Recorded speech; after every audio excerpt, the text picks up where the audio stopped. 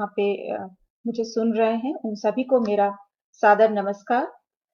मेरा नाम डॉक्टर अभिसारिका प्रजापति है। मैं असिस्टेंट प्रोफेसर इंग्लिश की और मैं रेवा यूनिवर्सिटी बेंगलुरु में काम करती हूँ। यद्यपि कि मैं इंग्लिश की प्राध्यापक हूँ, बट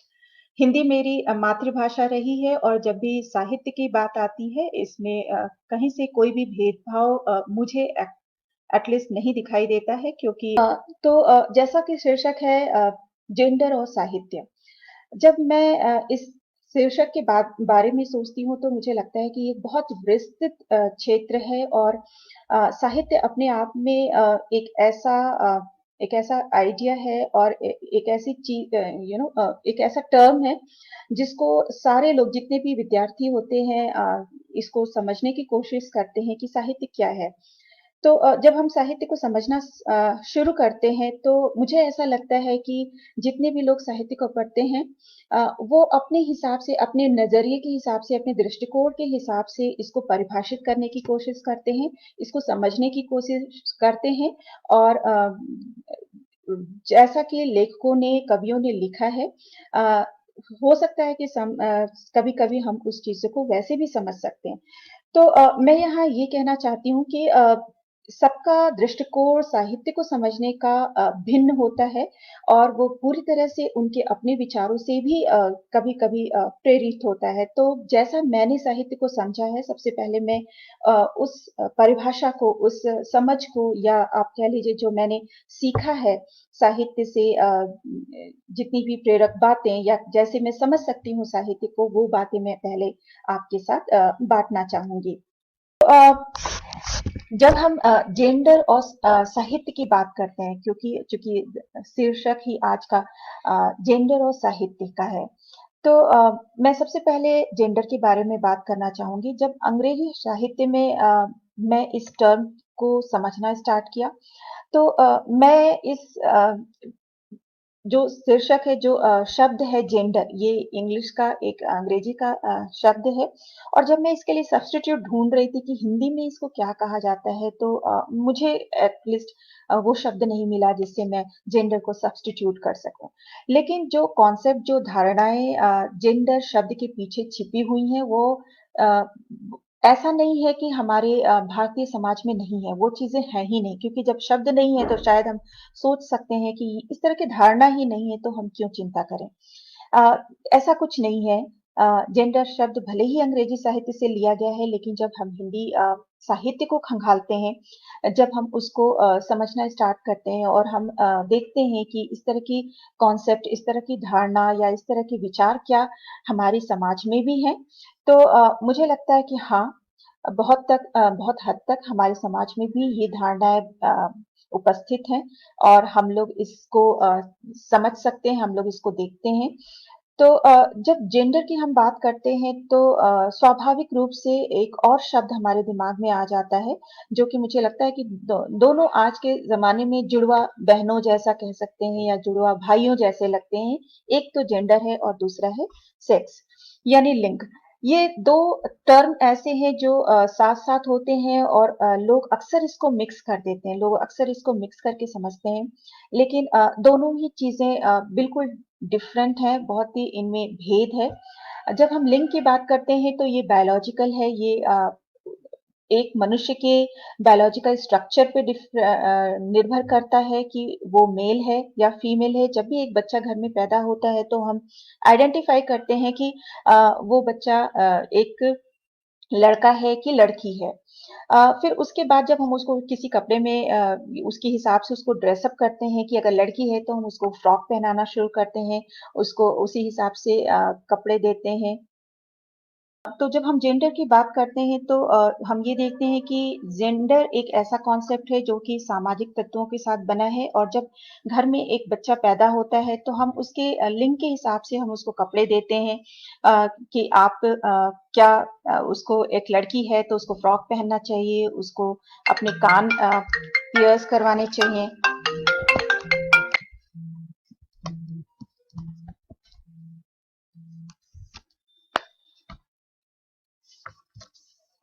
या हेलो। Okay, okay.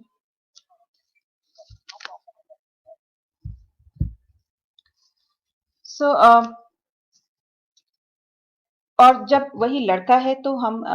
उसको लड़के के हिसाब से कपड़े देते हैं, शर्ट है, पैंट है, अ, ये सारी चीजें हम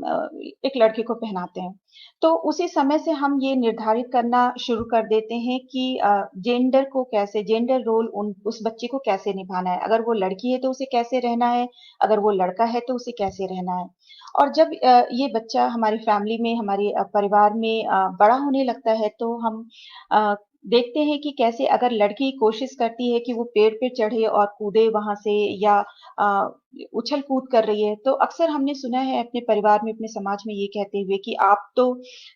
तुम तो लड़की हो, तुम्हें इस तरह से नहीं चढ़ना चाहिए पेड़ पे, तुम गिर जाओगी, तुम्हें चोट लग जाएगी। क्यों कैसे कहते हैं ऐसे? शायद इसका एक बहुत बड़ा कारण ये है कि वो सोचते हैं कि लड़कियों का शरीर बहुत नाजुक होता है, बहुत ही बायोलॉजिकली वीक होता है, और ये सारे कार्य उनको शोभा नहीं दे रहे हैं एक लड़की को। लेकिन वही काम अगर एक लड़का करता है तो उन्हें बहुत ही अच्छा लगता है, उन्हें लगता है कि वो बहादुर है और उसे ऐसे ही होना है,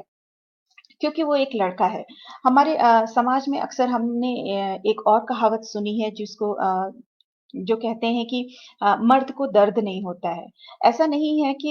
पुरुषों को दर्द नहीं होता है, पुरुष रोना नहीं चाहते हैं, लेकिन ये सारी चीज़ें ऐसी बनाई गई हैं जिसमें हमारे समाज के मुखिया और सामाजिक मुखिया जो भी कह लीजिए, अ, वो निर्धारित करते हैं कि एक पुरुष को कैसे रहना है और एक स्त्री को कैसे रहना है। मैं यहाँ पे आपको एक उदाहरण देना चाहूंगी। एक इंग्लिश में एक बुक है, सुधीर कक्कर की द ईगो आइडियल। बहुत ही अच्छी बुक है इंग्लिश में, लेकिन आई थिंक कि उसका हिंदी वर्जन भी होगा। अगर नहीं तो आप,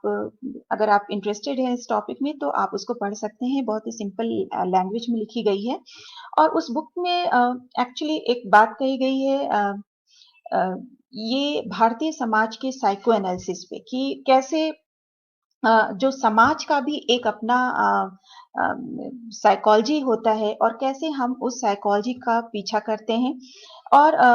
कैसे हमने एक सिर्फ हमने कई बार मानवीय माइंड के बारे में सुना है, ह्यूमन साइकी के बारे में पढ़ा है, लेकिन एक समाज का भी अपना मस्तिष्क होता है जिसमें हम सारे लोग एक समाज के रूप में उस मस्तिष्क का संचालन करते हैं कि किसको कैसे रहना है। अगर एक आदमी है तो उसे कैसे बिहेव करना है, उसको कैसे व्यवहार करना है, और एक अगर औरत है तो उसको कैसे बिहेव करना है। तो ये सारी चीजें बड़ी ही हास्यास्पद लगती हैं आज के समय में, क्योंकि जो हमारे यहाँ नारीवाद है, या बहुत से लोग हैं, एकेडमिशियन हैं, रिसर्चर्स हैं, जो इस पे बातें करना अब उन्होंने प्रारंभ कर दिया है। और हम बहुत हद तक चीजें अपनी पीछे छोड़ के और आगे बढ़ रहे हैं। लेकिन उस बुक में मैंने कुछ बहुत ही रोचक बातें पढ़ी। पहली बात तो सुधीर कक्कर जी उस बुक में कहते हैं कि कैसे भारतीय समाज में जब हम सीता और सीता के चरित्र के बारे में पढ़ते हैं रामायण में, तो कैसे कैरेक्टर ऑफ सीता हमें एक तरह का व्यू देती है, एक तरह का विचार देती है कि लड़कियों को सीता के जैसे ही रहना चाहिए। हम उदाहरण देते हैं कि जैसे सीता ने अपनी सारी चीजें अपने पति के लिए, अपने पति परमेश्वर के लिए न्यौछावर कर दी और वन में चली गई, उसी तरह की चीजें हम उपेक्षा करते हैं कि हमारे भारतीय समाज की नारियों को, हमारी लड़कियों को भी करना चाहिए। और इतना ही नहीं, ये सारी अपेक्षाएं सिर्फ समाज ही नहीं करता है, बल्कि समाज में जो पुरुष हैं, कई बार वो भी ये अपेक्षा करते हैं कि जैसे सीता थी, उनको अगर पत्नी मिले तो सीता की जैसी मिले। वो कभी भी किसी इस कैरेक्टर, किसी इस तरह के चरित्र को नहीं उठाते हैं जिसमें बहुत ही वो चरित्र या वो नाम इस तरह से नहीं लिया जाता है। तो वो बहुत ही अच्छा उदाहरण दिया है सुधीर कक्कर ने, कि कैसे हमारा समाज ने पहले से ही बहुत से नियम कानून बना रखे हैं। वो उदाहरण भी हमारे लिए पहले से ही रखा गया है कि हमें इस तरह की ही पत्नी चाहिए, या एक लड़की को इस तरह ही अपने आप को ढालना चाहिए। और यही एक ईगो आइडियल मीन्स एक, यही एक आदर्श पहचान है जो हर एक लड़की को कोशिश करनी चाहिए कि वो भी अपने व्यक्तित्व को उस तरह से ढाल सके। दूसरी जो बात इस बुक में, इस किताब में मुझे बड़ी ही रोचक लगी कि कैसे हमारे समाज में लड़कियों के लिए स्त्रियों के लिए ही सारे उपवास रखे गए हैं। कभी हमने सुना नहीं कि कोई आदमी, कोई पुरुष भी उपवास रखता है। जो उपवास की एक धारणा है, जो एक विचार है, वो सिर्फ लड़कियों के लिए, सिर्फ नारियों के लिए रखी गई है। और उसमें होता क्या है कि ये सारी चीजें, और अभी भी हम देखते हैं कि किस तरह से ये सारी चीजें लोग अभी भी फॉलो कर रहे हैं। लेकिन मैं इन सब चीज़ों के बारे में क्यों बात कर रही हूँ, मैं बस इसलिए मैं ये कहना चाहती हूँ कि कैसे ये सारी चीज़ें भी हमारे साहित्य का एक हिस्सा है। जब हम रामायण की सीता की बात करते हैं, हम राम की बात करते हैं और चरित्रों की बात करते हैं, तो हम देखते हैं कि ये भी चरित्र ऐसे हैं जो इन रचनाओं में गढ़ी गई हैं, कुछ रचनाकारों के द्वारा, और उनका कैरेक्टर, उनका चरित्र इस तरह से बनाया गया है जिसको सिर्फ हमारी ही जनरेशन नहीं, पता नहीं कितने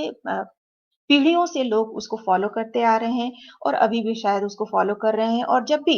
अभी तो बहुत सी चीजें बहुत चेंज हो रही हैं, लेकिन कहीं ना कहीं जब हम भारतीय समाज को देखते हैं या पिछड़े वर्ग को या कोई ऐसा गांव के अभी भी देखते हैं, तो हम ये पाते हैं कि कैसे अभी भी लड़कियों को वही पहचान ढूंढनी पड़ती है और उन्हें वैसे ही बनना चाहता है जैसा कि समाज उनको देखना चाहता है। और सिर्फ लड़कियों ही के बारे में नहीं, क्योंकि मैं भी एक स्त्री हूं, तो शायद लगेगा आपको कि मैं पक्षपात कर रही हूं, लेकिन मैं बिल्कुल पक्षपात नहीं करना चाहती हूं। और मैंने आदमियों को भी देखा है कि कई बार वो बहुत इमोशनल हो जाते हैं, भावुक हो जाते हैं, कई बातों में शायद वो रोना चाहते हैं जब वो देखते हैं, अपने भी पहले बच्चों को देखते हैं कि कैसे वो स्टेज पे प्रोग्राम कर रहा है और उसने चलना सीखा है या शायद उसने बोलना सीखा है, तो वो भी भावनाओं से भर जाते हैं और शायद उन्हें भी रोना आता है खुशी की वजह से, या समटाइम्स जब वो दुखी होते हैं तो रोना चाहते हैं। लेकिन समाज की बेड़ियों ने उन्हें, उनके हाथ हाथ और पैरों को शायद इस तरह से बांध रखा है जिसमें वो नहीं रो पाते हैं, और कई बार उनको बहुत सी समस्याएं भी होती हैं और शायद इसी सब की वजह से वो गलत रास्ते पे भी कभी-कभी चले जाते हैं, कभी-कभी कुछ धूम्रपान का भी सेवन करना स्टार्ट कर देते हैं। सो बहुत सी चीजें एक इस जेंडर रोल की जब हम बात करते हैं, तो हम देखते हैं कि सिर्फ ये हमारे समाज में ये नहीं निर्धारित करता है कि एक औरत को कैसे औरत बन के रहना है और कि एक आदमी को कैसे आदमी बन के रहना है, बल्कि कई बार दोनों के व्यक्तित्व को पूरी तरह से फ्लरिश होने में, पूरी तरह से विकसित होने में भी कहीं न कहीं बाधाएँ और रोड़े अटकाता है। मैं सिर्फ आदमी और पुरुष और स्त्री और नारी की बारे में बात नहीं करना चाहती हूँ। हाँ, आज हम आज के परिप्रेक्ष्य में जब बात करते हैं, तो हम थर्ड जेंडर, ट्रांसजेंडर को भी हाशिए पे नहीं रख सकते। रखना भी नहीं चाहिए, क्योंकि वो भी मनुष्य हैं और उनका एक बहुत ही सुनहरा इतिहास रहा है। जब हम इतिहास के पन्नों को पलटना शुरू करते हैं, तो हम देखते हैं कि कैसे उनका एक स्वर्णिम इतिहास रहा है। उनको हमारे इतिहास में अच्छी जगह दी गई थी, उनको रिस्पेक्ट दिया गया था। लेकिन कहीं न कहीं चीज़ें बीच में डाइल्यूट हो गईं, डिस्टॉर्ट हो गईं शायद वो, और उनको वो रिस्पेक्ट दिया जाना बंद हो गया और लोग शायद उनको बहुत बुरी नज़र से या उनको एक ऐसे सेक्शन के रूप में समझने लगे जिनको हाशिए पे ही रहना चाहिए। ज़्यादातर हम देखते हैं कि कैसे ट्रांसजेंडर या तो ट्रैफिक सिग्नल्स पे दिखाएँगे देंगे, या उनको, उनका काम है कि अगर किसी के घर में बच्चा होता है तो वो जाएँ वहाँ पे नाचे-गाएँ, लोगों का मन बहलाएँ, और फिर लोग उनसे डरते हैं। सो ये सारी बातें हम सब जानते हैं, ये कोई नई बात नहीं है जो मैं बता रही हूँ। लेकिन मैं यहाँ पे कहना चाहूँगी कि अ,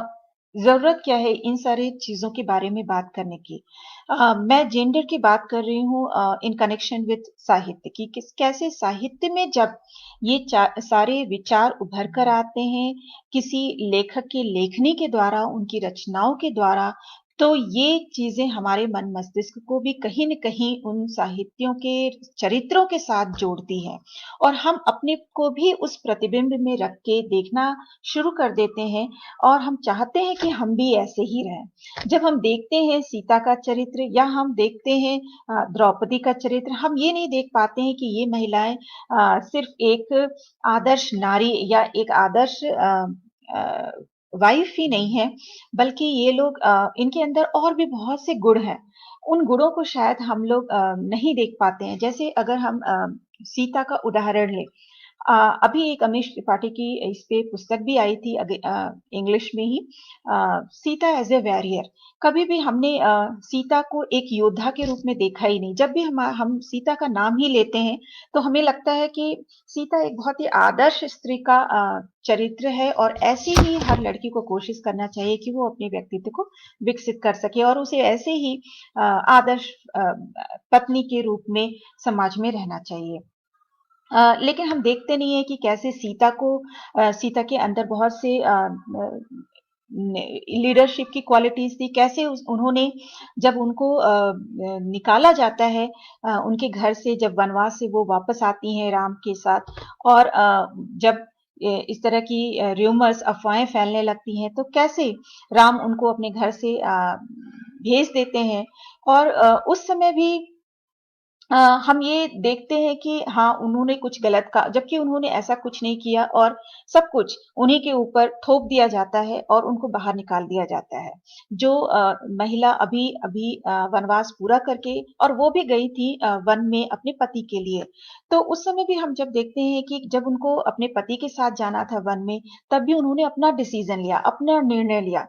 और वो उस निर्णय को इस तरह से लोगों के सामने रख सकी। वो क्या है, वो उनका एक डिसीजन, निर्णय लेने की एक क्षमता है जिसको हम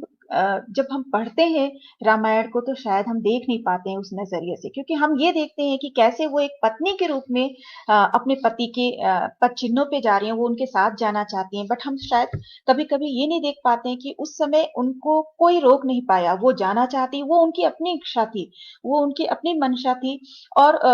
उनको लगा कि यही सही है और उन्होंने जो निर्णय लिया उस चीज को उन्होंने फॉलो भी किया। तो ये एक बहुत ही स्ट्रॉन्ग डिसीजन हम देखते हैं रामायण में जो सीता के द्वारा लिया गया, लेकिन शायद कभी कभी ही हम इन चीजों के बारे में बात करते हैं। हम कभी कभी ही सीता के व्यक्तित्व के उन अनछुए पहलुओं को शायद हम नहीं देख पाते हैं जिसको हमें देखने की जरूरत है जब हम जेंडर की बात करते हैं। सीता के व्यक्तित्व में एक और उदाहरण, जब उनको अगेन जब वो प्रेग्नेंट थी और उस समय राम उनको फिर से वन में भेज रहे थे, क्योंकि कुछ अफवाहें इस तरह की फैल गई कि वो रावण के घर पे रह के आ गई हैं तो वो इम्प्योर हो गई हैं। ये जो कॉन्सेप्ट है इम्प्योरिटी का, वो सिर्फ पता नहीं क्यों नारियों के ऊपर ही थोपा गया है अगेन। लेकिन हाँ, भारतीय समाज में प्योरिटी और इम्प्योरिटी महिलाओं की इन सारी बातों को बहुत हद तक बहुत ज्यादा तूल दिया जाता है। तो उस समय भी मैं देखती हूँ जब सीता के चरित्र को, तो मैं ये देखती हूँ कि कैसे उनको भेज दिया गया और उन्होंने कुछ भी उन्हें ऑफ कोर्स कुछ शिकायतें थी, लेकिन हम देखते हैं कि कैसे वो वन में जाती हैं और उस समय वो गर्भवती थी और वो अपने 2 बच्चों को जन्म देती हैं और कैसे वो अकेले ही अपने दोनों बच्चों को पालती हैं, कैसे उनको बड़ा करती हैं और ये एक बहुत छोटी बात नहीं है। हम आजकल हम कौन से बात करते हैं सिंगल पेरेंटिंग की, हम बात करते हैं कि कैसे एक मदर भी कैसे इंडिविजुअली अपने बच्चों को पालती है, लेकिन ये सारी चीजें बहुत पहले ही हमारे साहित्य में थी जिनके बारे में शायद हमने खुलकर कभी बात नहीं की। जो चीजें थी जिनको हमें बात करनी चाहिए थी, हमें बहस करना चाहिए था, हमें उन म्यूट चीजों को, जो साइलेंट विचार थे जिनको जिनको हम रख नहीं पाए सीता का चरित्र उभारने में, उन चीजों पे हमें बात करना अभी बहुत ज़रूरी हो गया है जब हम जेंडर की बात करते हैं, क्योंकि वहाँ पे सीता सिर्फ़ अपने बच्चों को पाल ही नहीं रही हैं, बल्कि वो अपना निर्णय ले रही हैं और कितने अच्छे से वो अपने बच्चों को, और हम देखते हैं कि कितने अच्छे से उन्होंने अपने बच्चों का पालन-पोषण किया है। और जब ये बच्चे अपने पिता से ही युद्ध में लड़ने को तैयार होते हैं, तो हम सभी जानते हैं कि इतिहास में क्या होता है। और उसके बाद देने के बाद वो चली भी जाती हैं। वो उनका अपना अगेन निर्णय होता है कि मुझे फिर से अपने पति के पास नहीं रहना है। अगर वो मेरी रिस्पेक्ट नहीं कर सकते हैं, मेरा आदर नहीं कर सकते हैं, मेरा सम्मान नहीं कर सकते हैं, तो मेरा इनके साथ रहना उचित नहीं है। और फिर चीज़ों को बहुत ही इधर-उधर उलझा के लिखा गया है, जिसको समझने के लिए हमें अगेन जेंडर रोल की सहायता लेनी चाहिए और देखना चाहिए कि कैसे सीता अपना निर्णय लेती हैं और अ, अपने निर्णयों के हिसाब से अपनी जीवन को एक दिशा देती हैं। तो ये एक बहुत ही अच्छी बात जो मुझे पता चली जब हम रामायण को फिर से रीइंटरप्रेट करके पढ़ते हैं, और ये सारी चीजें सुधीर कक्कर के उस पुस्तक द ईगो आइडियल में भी उन्होंने बहुत ही अच्छे से बताया है। दूसरा एक और उदाहरण देना चाहूँगी, क्योंकि जब साहित्य के बारे में बात कर रहे हैं तो बहुत सी पुस्तकें, बहुत से लेखक हमारे दिमाग में आते हैं, और ये इन सारी चीज़ों को हम एक साथ नहीं रख सकते हैं, और कितने ही उदाहरण देंगे इस सीमित समय में। और आप सभी लोग बहुत ही विदुषी हैं, मुझे ऐसा है कि मुझे ऐसा महसूस हो रहा है कि सारे लोग मुझसे कहीं ज़्यादा जानते हैं। बट थोड़ी बहुत चीज़ें जो मैंने समझी हैं या जिस तरह से समझी हैं साहित्य को, वो मैं आपके साथ बाँटना चाहती हूँ, और आपका मार्गदर्शन भी चाहूँगी इस सेशन के बाद ऑफ कोर्स। तो दूसरा उदाहरण जो मेरे दिमाग में आता है जब जेंडर रोल की बात करते हैं, वो द्रौपदी का है महाभारत से। जब द्रौपदी का चरित्र हम देखते हैं महाभारत में, तो जो पहली चीज़ हमारे दिमाग में कौंधती है, वो है डिसरोबिंग ऑफ द्रौपदी, चीरहरण का। और हमें ये लगता है, एक तो ये चीज़ है चीरहरण की, और दूसरी बात हमारे दिमाग में आती है, वो है कि वो एक ऐसी स्त्री थी जिसके 5 पति थे। और किसी स्त्री के अगर 5 पति होते हैं, तो उसको हम गलत निगाह से देखते हैं, उसको हम समाज में रिस्पेक्ट नहीं देते हैं, उनको आदर नहीं देते हैं। ऐसा क्यों लेकिन? क्योंकि वो एक स्त्री थी और वो 5 पति नहीं रख सकती थी। वो भी उसने अपने पतियों का कहना माना, अपनी सासू माता का कहना माना। उसने क्या गलत किया? किसी की आज्ञा का पालन करना क्या गलत था? और अगर ऐसा था, तो उसका अपना निर्णय था। जब वो उसका चीरहरण होता है, उस समय भी हम लोग देखते हैं कि कैसे वो अपने पति पे पूरी तरह से निर्भर नहीं है। वो अपनी सखा को बुला रही है, श्री कृष्ण को। और सिर्फ इतना ही नहीं, हम और भी जगह देखते हैं कि वो अपने निर्णयों को कैसे मजबूती के साथ लोगों के सामने रखती है और अपने निर्णय लेती है।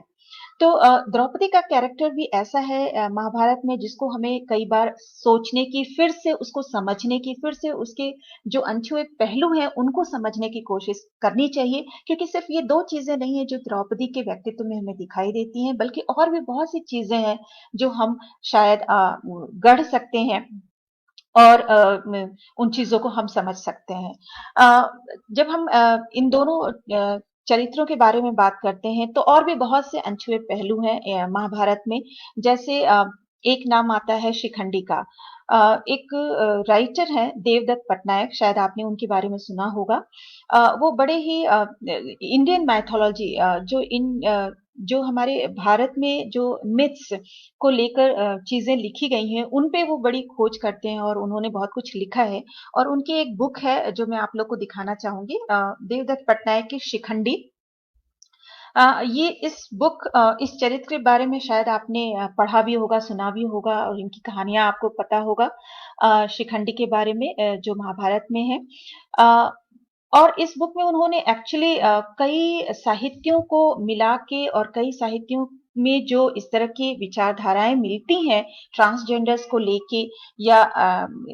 अर्धनारीश्वर या किन्नर के बारे में, उन्होंने उन सारी चीजों को फिर से रीइंटरप्रेट करने की उनको फिर से समझने की कोशिश की है। अ, लेकिन जब मैं महाभारत को देखती हूँ, तो मैं ये देखती हूँ कि एक द्रौपदी का चरित्र ही एक नहीं, एक ऐसा स्त्री का चरित्र है जिस पे हमें बहस करनी चाहिए, या उसको फिर से समझने की कोशिश करनी चाहिए। अ, तब मुझे लगता है कि हम कभी भी कर्ण की पत्नी के बारे में क्यों नहीं बात करते हैं? क्या उसने कभी क्या शादी नहीं की थी या उसकी पत्नी नहीं थी? अ, या अगर पत्नी नहीं थी तो क्यों नहीं थी? अगर पत्नी थी तो उसके बारे में क्यों नहीं हम समझते हैं या उसके बारे में हमें कोई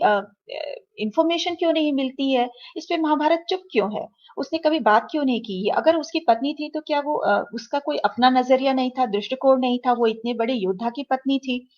तो इन सारी चीज़ों पे हमें बड़ा संदेह होता है कि साहित्य ने इन चीज़ों को ऑनेस्टी के साथ, ईमानदारी के साथ क्यों नहीं प्रस्तुत किया है और अगर प्रस्तुत किया है, तो क्यों नहीं हम उस चीज़ों के ऊपर बहस करते हैं, उनके ऊपर रिसर्च करते हैं और उन चीज़ों को भी सामने लाते हैं। सिर्फ़ कर्ण की पत्नी ही नहीं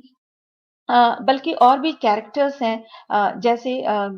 माद्री का कैरेक्टर है महाभारत में जिनको शायद हमने नहीं समझा है उनके नजरिए से हमने महाभारत को नहीं देखा है कि उनका नजरिया क्या था महाभारत के युद्ध को लेकर या जब हम रामायण की बात करती हैं हम मूलतः हम लोग बात करते हैं सीता के चरित्र को या हम बात करते हैं कुछ हद तक उर्वशी को लेके लेकिन अगेन उर्वशी भी लक्ष्मण की पत्नी थी जब उनकी बात आती है तो हम देखते हैं कि लक्ष्मण अपने भाई और भाभी के साथ वन में चले जाते हैं लेकिन उर्वशी उसका क्या होता है वो क्या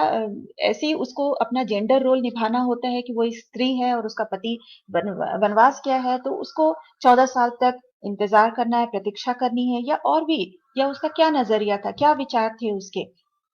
वो हमें शायद ही मिलता है रामायण में या शायद हमने पढ़ा नहीं अच्छे से या हम शायद उसको समझ नहीं सके फिर सिर्फ उर्वशी का ही चरित्र नहीं हमें और भी मांडवी है और भी है दशरथ की 3 रानियां थी उन चीजों को भी हम नहीं समझ सके हैं तो जब हम ये देखते हैं कि इतनी चीजें हैं जिनको हम समझ नहीं सके हैं और सिर्फ एक चीज को लेकर हम बहस करते रहते हैं पढ़ते रहते हैं लोगों को समझाते रहते हैं समझते रहते हैं तो कहीं ना कहीं हम साहित्य पढ़ने में शायद ईमानदारी नहीं दिखा रहे हैं और साहित्य का जो रोल है जो योगदान होना चाहिए हमारे समाज को गढ़ने में शायद वो नहीं हो पा रहा है क्योंकि हम जब इन चीजों को समझेंगे तो शायद हम इन चीजों के साथ ज्यादा न्याय भी कर सकेंगे जब मैं अंग्रेजी साहित्य की बात करती हूँ क्योंकि मैं अंग्रेजी साहित्य की अध्यापिका हूँ तो बहुत से उदाहरण मेरे दिमाग में आ रहे हैं इंग्लिश लिटरेचर से सो अगेन एक जो उदाहरण मेरे दिमाग में आ रहा है वो है महाश्वेता देवी का महाश्वेता देवी एक बहुत ही क्रांतिकारी लेखिका थी और बहुत ही अच्छी लेखिका वो मेरी फेवरेट रही है और आप लोगों को भी पढ़ना चाहिए उनकी रचनाओं को वैसे तो वो मूलतः बंगाली में लिखती थी उनकी रचनाएं लेकिन बहुत सी लैंग्वेजेस में ट्रांसलेशन हुआ है उसका तो आई होप कि वो हिंदी में भी होगा अ, तो महाश्वेता देवी की रचनाओं की खास बात ही यही है कि उन्होंने कैसे जेंडर रोल और जेंडर रिलेशनशिप को उन्होंने प्रस्तुत करने की कोशिश की है उनकी जो एक रचना मेरे दिमाग में अभी आ रही है एक लघु कथाओं की एक श्रृंखला है जिसको हम लोग ब्रेस्ट स्टोरीज के नाम से इंग्लिश में जानते हैं उसमें उन्होंने 3 स्टोरीज लिखी हैं 3 कहानियां जिसमें उन्होंने ब्रेस्ट को सेंटर में रख के और कैसे ब्रेस्ट एक सिंबल है या एक ऐसी विचारधारा है जो नारी के अस्तित्व से बहुत हद तक जुड़ी हुई है तो उसमें एक कहानी है ब्रेस्ट गिवर वो उस स्टोरी में यशोदा नाम की एक चरित्र है जो कि ब्राह्मण है और उसको उसको कोई जॉब उसको अपने घर को पालना पोषना होता है और उसका पति चूंकि एक्सीडेंट में उसके पति का प्रॉब्लम होता है तो उसे अब अपने घर को देखना है उसकी फाइनेंशियल स्थिति को देखना है तो वो क्या करती है उसका बच्चा रहता है छोटा और वो अपने दूसरे लोगों के घरों में जाती है और लोग उससे कहते हैं कि तुम अपना दूध मेरे बच्चे को भी पिला दो क्योंकि वो स्त्रियां रहती हैं उस समाज में उन सेक्शन ऑफ सोसाइटी में वो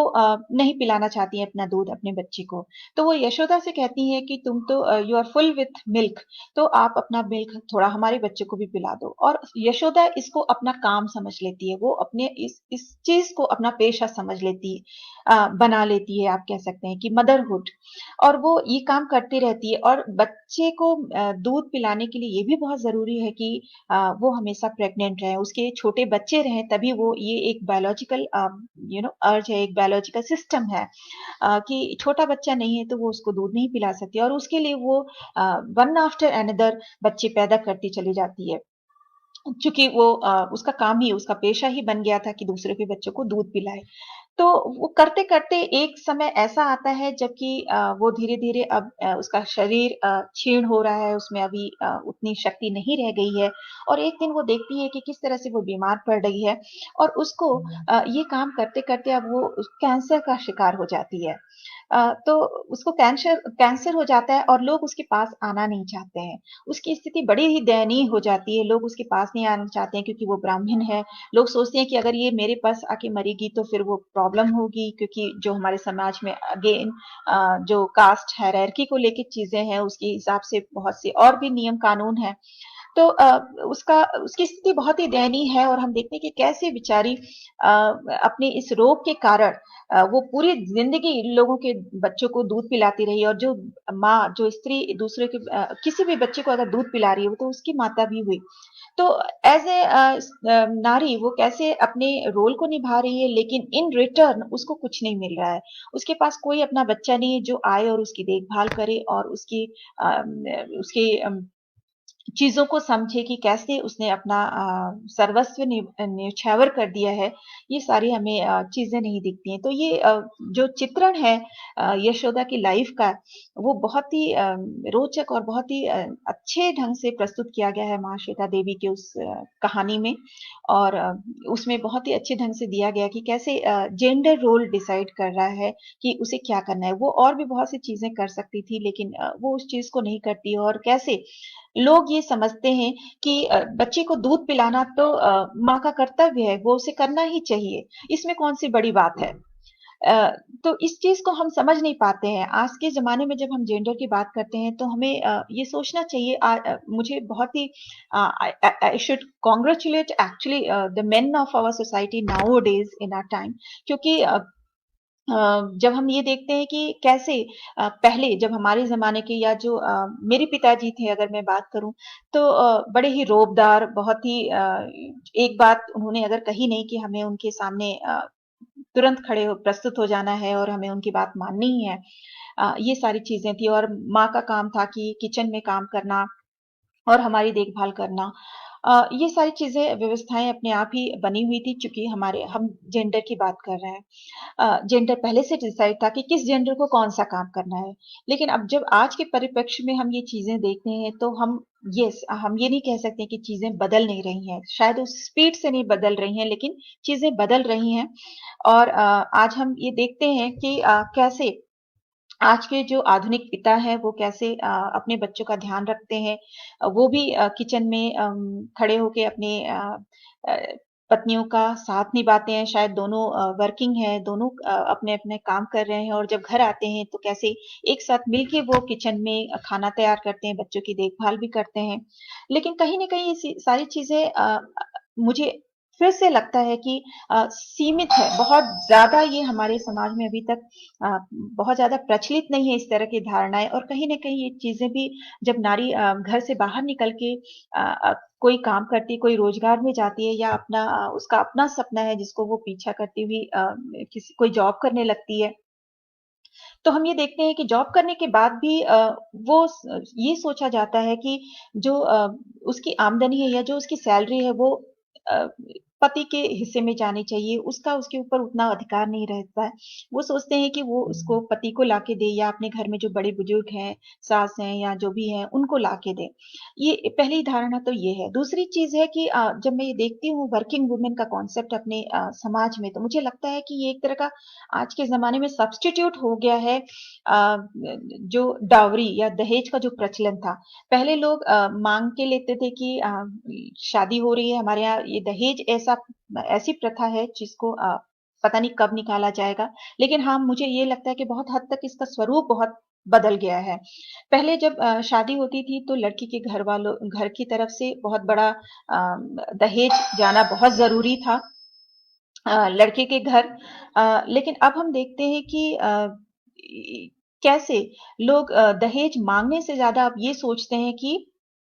लड़की अगर जॉब कर रही है, अगर लड़की किसी रोजगार में कुछ काम कर रही है, तो वो अपने आप में एक दूसरा फॉर्म है दहेज का।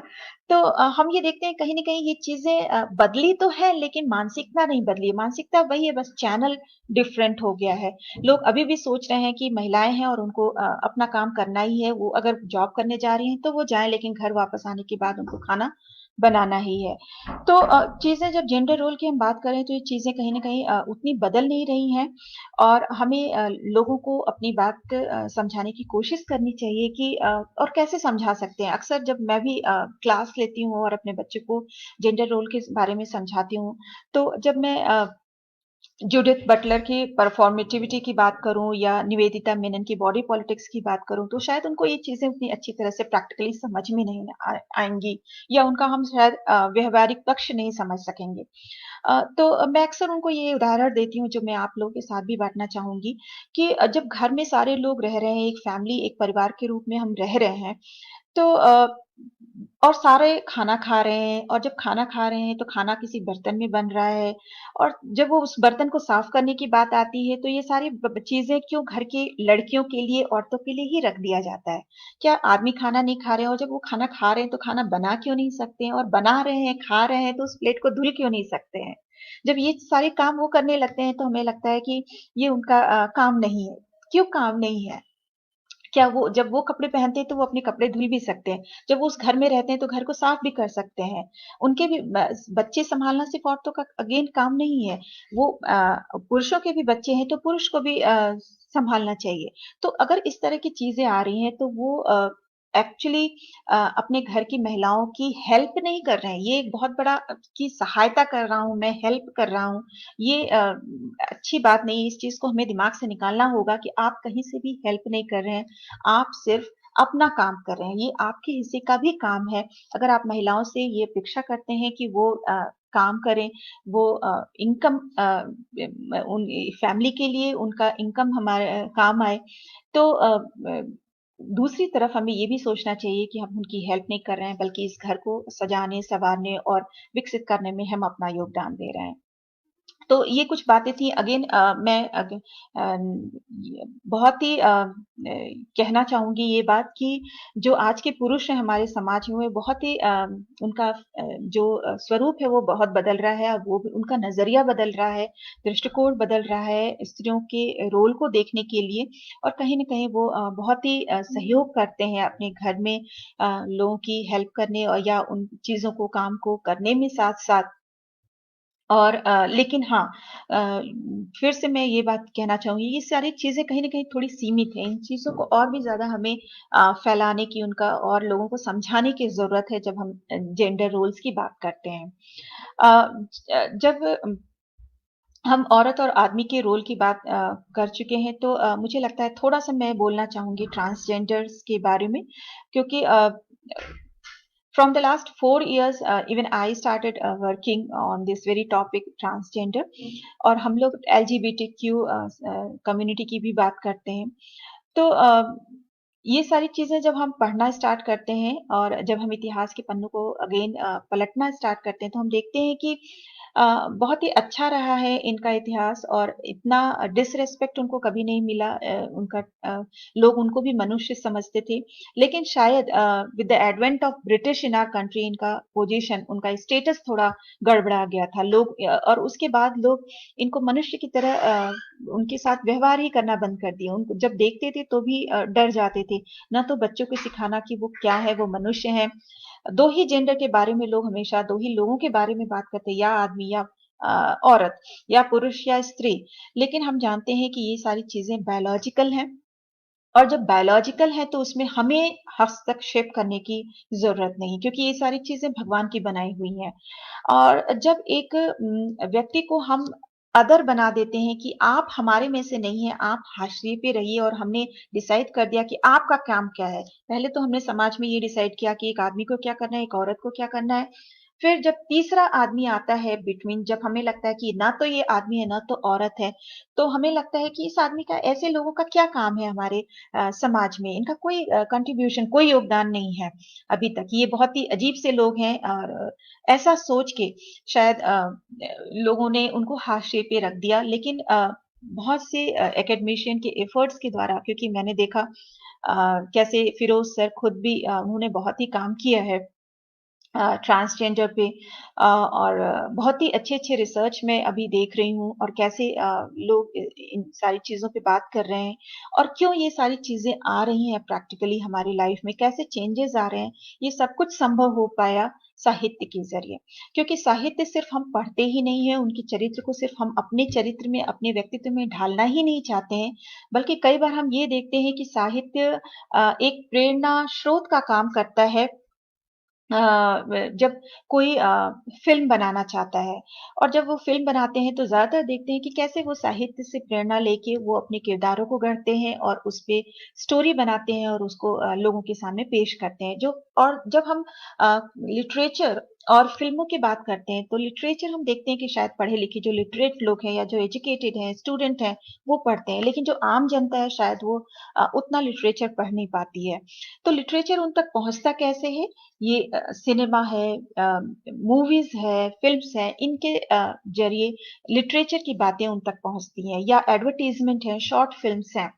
तो जब एक फिल्म मेकर फिल्म बना रहा है तो उसके ऊपर अगेन ये एक बहुत बड़ी जिम्मेदारी है कि वो चीजों को कैसे दिखा रहा है जब वो ट्रांसजेंडर का कोई दिखा रहा है तो ये नहीं कि उनको बस ट्रैफिक सिग्नल पे ही दिखाया गया है उनको बस कॉमेडी क्रिएट करने के लिए दिखाया गया है फिल्म में उनको बड़ी ही संवेदनाशीलता के साथ उन चीज़ों को प्रस्तुत करना चाहिए क्योंकि जो हमारे समाज के जो गरीब सेक्शन है या जो बहुत पढ़े लिखे नहीं हैं, उनको हम कैसे एजुकेटेड करेंगे? हम कैसे उनको बताएँगे कि ये चीज़ें जो आप जिस नज़रिए से देख रहे हैं, उस नज़रिए से उनको नहीं देखना चाहिए। उनको आपको भी अच्छे से एक मनुष्य की तरह आपको उनके साथ व्यवहार करना चाहिए। तो जब इन विषयों पे जब फ़िल्म्स बनते हैं और ज़्यादातर फ़िल्म्स जब साहित्य से कभी-कभी हम देखते हैं कि प्रेरित होते हैं, तो जब हम साहित्य में इस तरह के चरित्रों का चित्रण करते हैं, तो हमें बहुत ही एक लेखक को बहुत ही रिस्पॉन्सिबल ढंग से अपनी ड्यूटी निभानी चाहिए इन चीज़ों को प्रस्तुत करने के लिए क्योंकि साहित्य सिर्फ समाज का दर्पण ही नहीं है, ये हमें बताता है कि हमें कैसे रहना है, हमें अपने व्यक्तित्व को कैसे ढालना है और जब हम ट्रांसजेंडर्स लिटरेचर की बात करते हैं साहित्य की तो सिर्फ मैंने ये देखा है कि सिर्फ इंग्लिश में ही नहीं बल्कि हिंदी साहित्य में भी बहुत ही अच्छे काम हुए हैं जो हम ट्रांसजेंडर्स के द्वारा जो लिखे गए हैं साहित्य ज्यादातर उनकी आत्मकथाएं हैं या कुछ बायोग्राफिकल और सेल्फ नरेटिव कह सकते हैं कि उनकी अपनी जीवनी है बट शायद किसी और के द्वारा लिखी गई है उसमें लक्ष्मी नारायण त्रिपाठी जी का नाम सबसे पहले आता है हमारे दिमाग में कि कैसे उन्होंने स्ट्रगल करके कैसे उन्होंने संघर्ष करके अपना मुकाम बनाया और ट्रांसजेंडर्स के लिए एक बहुत बड़ा प्रेरक का काम किया उन्होंने तो ऐसे बहुत से नाम हैं जो हमारे दिमाग में आते हैं और इसके संदर्भ में एक बात और कहना चाहूंगी जो मैंने बड़ी इंटरेस्टिंग देखी प्रदीप हाँ प्रदीप सौरभ जी की जो उपन्यास है तीसरी ताली आई थिंक कि बहुत से लोगों ने इस किताब को पढ़ा होगा और अगर नहीं पढ़ा है तो प्लीज पढ़िए क्योंकि ये बड़ी ही अच्छी स्टोरी है बड़ा ही अच्छा उपन्यास है जिसमें प्रदीप सौरभ ने बहुत से और भी जो क्षेत्र हैं जो रिलेटेड टू ट्रांसजेंडर्स लाइफ और द फ्लूइड आइडेंटिटी की कैसे सेक्सुअलिटी चेंज होती है कैसे कई बार एक सिचुएशन में फंस के भी लोग किस तरह से अ, मतलब अपना आइडेंटिटी चेंज करते हैं कभी-कभी क्या होता है क्योंकि चूंकि एक आदमी देखता है कि कैसे वो ट्रांसजेंडर बन के शायद कुछ मनी अर्न कर सकता है तो वो ये करता है और कभी-कभी हम देखते हैं कि कैसे आप गांव में जाइए या बहुत ही रूरल जो हमारा रूरल एरिया है उसमें जाइए तो आप देखेंगे कि कैसे लोगों को शौक था कि छोटे आदमियों को कैसे वो लड़की बना के रखते थे और उनको यूज करते थे तो इस किताब में एक्चुअली ट्रांसजेंडर से रिलेटेड और भी बहुत सी चीजें हैं जो उन्होंने बड़ी ही बेबाकी के साथ बोली है जो कही है जो मुझे लगता है कि बहुत ही सुंदर और बहुत ही यथार्थवादी चित्रण इन्होंने किया है ट्रांसजेंडर्स लाइफ का, कि उनकी लाइफ में, क्योंकि जब हम उनकी लाइफ को देखते हैं, उनके जीवन को देखते हैं, उनके संघर्षों को देखते हैं, तो सबसे पहली बात कि हमारा समाज इस बात के लिए तैयार नहीं है कि हम उनके बारे में बात करें। और जब हम बातें करना स्टार्ट कर दिए हैं, तो भी वो सोचते हैं कि अच्छा ठीक है, कुछ इनको अपना राइट्स दे दो और फिर इनको अपना रहने दो। हम इनको अपने समाज में मिलाने के लिए हम लोग आगे नहीं बढ़ते हैं। तो मैं इसके लिए एक बात यहाँ पे आपसे कहना चाहूंगी कि इनके लिए भी जो भी ट्रांसजेंडर्स हैं, उनके लिए भी अपनी बॉडी को, अपने शरीर को समझना एक बहुत ही कठिन और जटिल समस्या ही नहीं है, एक तरह की यात्रा है। क्योंकि उन्हें भी लगता है कि या तो आदमी है या तो औरत है, और जब धीरे धीरे उन्हें पता चलता है कि मैं ये नहीं हूँ, मेरा बॉडी स्ट्रक्चर डिफरेंट है। और जब वो क्लास में है या अगर पढ़ने जाते हैं, सबसे पहले तो माता पिता जिनकी ये संतान है, शायद वो उनको एक्सेप्ट ही नहीं कर पाते हैं, उनको कहीं इधर उधर छोड़ देते हैं, और फिर उनका संघर्ष बड़ा ही जटिल हो जाता है। और फिर जब धीरे धीरे वो अपनी बॉडी को समझने लगते हैं, तो उनको लगता है, तो उनके लिए भी एक तरह से यात्रा है, एक तरह की बड़ा ही अजीब सा एक जटिल प्रक्रिया है जो उनके साथ खुद होती है। उनको समझ में नहीं आता है कि क्या चीजें हो रही हैं, कैसे हो रही हैं, मुझे क्या करना है। और जब तक उनको समझ में आता है, तब तक हम भी समाज में उनको ये कह देते हैं कि आप यहाँ पे नहीं है, आपका कम्युनिटी अलग है, आपका समाज अलग है, आपको वहां पे जाके रहना है और ऐसे ही रहना है। ये सब चीजें बड़ी विभत्स हैं जब हम देखते हैं। क्योंकि वो भी मिलिट्री में जा सकते हैं, वो भी जो भी करना चाहे, वो भी पायलट हो सकते हैं, वो भी कुछ भी, डॉक्टर, इंजीनियर, एनीथिंग, वो भी हो सकते हैं, वो भी एक मनुष्य हैं। Just because one part of their body हम लोग उनको मार्जिनलाइज कर देते हैं कि कैसे आपको हाशिए पे ही रहना है, आप हमारे समाज में आके नहीं है। मुझे ये बात पचती नहीं है कि क्यों लोगों ने ऐसा कहना शुरू कर दिया, क्यों हम उनकी उनकी बातों को हम समझ नहीं पाते हैं, या उनको हम सम्मान नहीं दे पाते हैं। तो ये सारी चीजें हैं जो चिंता का विषय है। हाँ, मैं ये जरूर कहना चाहूंगी कि ये चीजें उतनी अभी नहीं है, लेकिन हाँ, बहुत सा काम करना अभी भी बाकी है, हमें बात करना बाकी है। हमें अपने सिलेबस में जो बच्चों को हम पढ़ाते हैं, सिर्फ कॉलेज लेवल पे ही पढ़ाने से नहीं काम चलेगा। हमें ये चीजें, उनका दृष्टिकोण, बच्चों का दृष्टिकोण विकसित करने का बहुत जरूरी है। उनको संवेदनशील बनाने की जरूरत है कि सारे जो ह्यूमन बींग्स हैं, उनको हम एक मनुष्य के रूप में हम ट्रीट करें। और जो स्कूल के सिलेबस हैं, हमारे जो करिकुलम है, उनमें ही उन उन चीजों में भी हमें इन बातों को रखना पड़ेगा, जिससे कि वो बच्चे समझ सकें, वो शुरू से ही समझ सकें कि हाँ, हमारे समाज में सिर्फ दो ही जेंडर नहीं है, हमारे समाज में थर्ड जेंडर भी है, और उनको भी इक्वली स्थान मिलना चाहिए हमारे समाज में। एक बहुत ही अच्छा उदाहरण मेरे दिमाग में अभी और आ रहा है, क्योंकि मैं बहुत से कंट्रीज में भी रह चुकी हूँ इस विश्व के, तो मुझे थोड़ा सा शायद मेरा अनुभव थोड़ा डिफरेंट है। तो मैं उसमें एक बार थाईलैंड गई थी। थाईलैंड में ये जो जेंडर रेशियो है, वो बड़ा डिफरेंट है इन कंपैरिजन टू हमारे कंट्री, हमारे देश के। तो वहां पे क्या है, 10 लोगों में से 6 लड़कियां होती हैं, और 2 लड़के होते हैं, और 2 ट्रांसजेंडर होते हैं। और ये अमूमन वहां होता है, वहां पे ज्यादातर लड़कियां होती है, और 10 में से मैंने बताया आपको, और 2 लड़के और 2 ट्रांसजेंडर। और वहां पे लोग बड़े ही हेल्दी रूप में, बड़े ही इसको अच्छे तरीके से लोग लेते हैं, क्योंकि ये इनका लाइफ का, उनके समाज का वही स्ट्रक्चर है। उनको पहले से ही समझ में है कि ये चीजें हैं, और हमें उन सेक्शन ऑफ सोसाइटी को अलग नहीं रखना है। उन्होंने सब पहले से ही ये व्यवस्था अपने यहाँ बना रखी है कि हमारे यहाँ ऐसा सिस्टम है, इतनी लड़कियां हैं, इतने लड़के हैं, और इतने आ, मतलब हमारे यहाँ ट्रांसजेंडर है। और जब हम ट्रांसजेंडर्स की बात करते हैं, कोई भी फॉर्म आप भरिए या कुछ भी, तो यूजुअली अभी तो आता है मेल, फीमेल, अदर, या ट्रांसजेंडर, इस तरह की कोई व्यवस्था नहीं है उनके लिए। जब उन्हें टॉयलेट भी चाहिए होता है, कहीं भी सार्वजनिक रेस्ट रूम वगैरह, वहां पे भी उनको बड़ा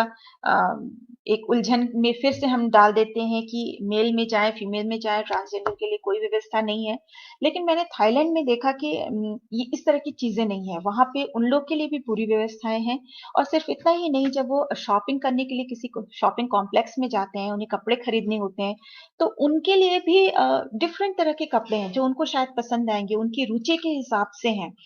तो मैंने देखा कि सिर्फ लड़कों के कपड़े नहीं मिल रहे, सिर्फ लड़कियों के ही कपड़े नहीं मिले, बल्कि ट्रांसजेंडर्स के लिए, एलजीबीटीक्यू सोसाइटी के लिए भी, उनकी कम्युनिटी के लिए भी हैं चीजें। तो जब वो हर तरफ चीजें सामान्य देखते हैं कि हाँ, हमें भी स्थान मिल रहा है, तो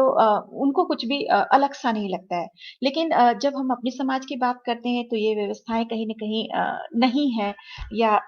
पता नहीं है, मुझे तो बिल्कुल लगता है कि नहीं है, कम तो मैं नहीं कहूंगी। हाँ, हमें और इस पे काम करने की बहुत ज़रूरत है, और स्कूल लेवल से ही हमें बच्चों को शिक्षित करने की ज़रूरत है,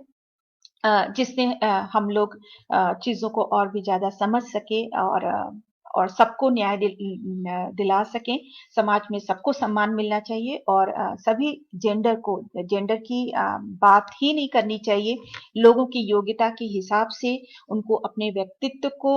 गढ़ने, अपने व्यक्तित्व को सँवारने, सजाने का पूरा मौका मिलना चाहिए। चाहे वो एक औरत हो, या एक आदमी हो, या वो एक ट्रांसजेंडर हो, या गे हो, या क्वियर हो, एनीवन। तो इन्हीं शब्दों के साथ मैं अपना आज का ये जो सेशन रख रही थी, अपनी बातें कहना चाह रही थी, उसको मैं समाप्त करती हूँ यहीं पर। और इसमें जो भी त्रुटियां हुई हो, उन्हें आप अपनी छोटी बहन समझ के मुझे क्षमा कीजिएगा, क्योंकि ये अंग्रेजी पढ़ाते पढ़ाते और शायद दक्षिण भारत में रहते रहते मुझे थोड़ा कम मौका मिलता है हिंदी में बातें करने का। तो मैं थोड़ा लड़खड़ा रही थी, लेकिन हाँ, मैं हाथ जोड़ के उसके लिए आपसे क्षमा प्रार्थी हूँ। बहुत बहुत धन्यवाद मुझे सुनने के लिए। धन्यवाद।